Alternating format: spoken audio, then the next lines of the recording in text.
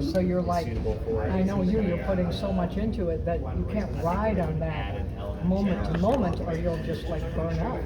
Yeah, we try really hard not to have results-based thinking and more process-based thinking, but you still care an awful lot about the results. So it hurts when you don't get it. How much did you feel about that last lap in the spring?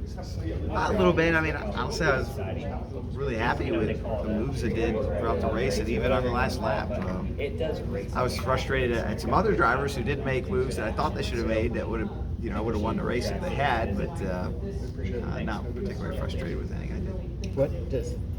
I was just gonna say, clearly the Ford looked a step above everybody again this weekend. I know that you and Chris have talked a lot about we want to win races, we don't want to point our way in. Yep. But this clearly is an opportunity race. Oh, huge opportunity for us to win. Yeah, I mean, you never know how the races are going to play out. You can get wrecked, you can blow up, you can have a bad pit stop and quickly find yourself out of position. But this is certainly a week where we have the performance and speed, Kelly, to I think dictate more than other weeks.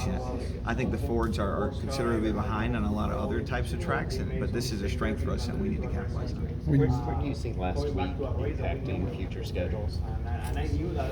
Well, I think probably the biggest thing for me is last week opens up international, I think, more than anything else. I don't see doing that type of event another place in the United States, but internationally it probably opens some things up. And if we were to go race internationally, specifically in a different continent, I think we prove that there's an opportunity to do that. Can they just ship parts and pieces to overseas, and then you all send like 3 or 4 people and have like a Ford garage somewhere and a Chevy garage and just assemble the cars rather than assemble them over here and ship them over completed?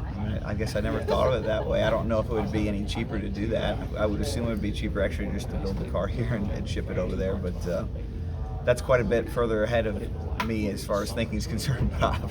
I haven't gotten that far. Well, I mean, just thinking feasibility of it, I didn't know whether that matters. I think there's some pretty high feasibility that we can, race in Europe or somewhere else and pull it off. It's not going to be easy, and you look at the Formula One guys. Typically, when they do that, they have breaks in their schedule and they run less races. That the bigger challenge is for the people than it is, I think, for the cars. How do you look at the test that you did on pit road? I know I came late because I was on the air, but how do you look at the 10 minutes after qualifying? Yeah, I mean, honestly, I'm still digesting it, Claire, but it's different, and we thrive off it different.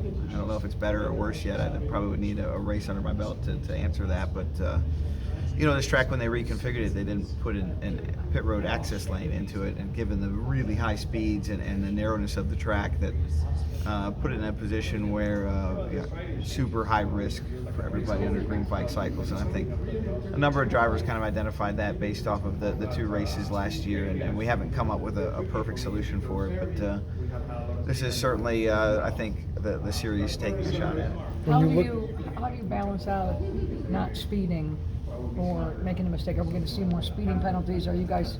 You're the best drivers in the world, so. Yeah. Well, some days we didn't look at last week. Yeah.